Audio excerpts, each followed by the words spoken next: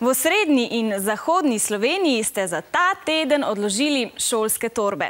Slabo vreme pa je na prvi dan počitnic marsikomu prekrižalo načrte in namesto zimskih radosti na prostem ste si poiskali zabavo v zavetju. Počitniški utrip smo izmerili pod streho centra Urban Roof. Že od zgodnjega jutra je v centru Urban Roof živahno. Nekateri z rolkami, drugi na kolesih, vsi pa nekje med parketom in v zraku. Ta šport je tako zanimiv, ker ti poganja kri po žilah, zraven adrenalin.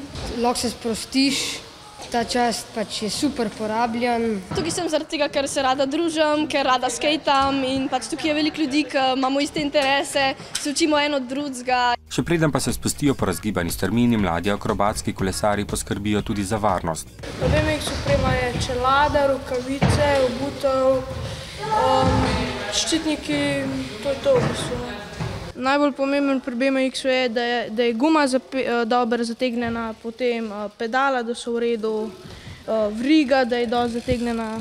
Ker je BMX manjši od ostalih koles in zgrajen iz trpežnih materialov, je za akrobatske skoke še posebej primeren.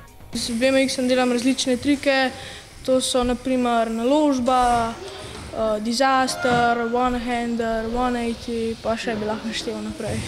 Med šolskimi počitnicami mladi skatepark obiskujejo tudi zaradi pestre družbe, v kateri si naberejo energije pred spet novim šolskim delom. Ja, počitnice se mi zdijo pomembne, zaradi tega, ker se odpočiješ od šole in delaš pač te stvari, ki te zanimajo, bolj kot šola. Ker da se sprostijo, da se zabavajo kaj, da imajo tudi svoj prosti čas. Najbolj pomembno pa je, da bodo mladi šolske počitnice preživeli pestro, sproščujoče in razgibano.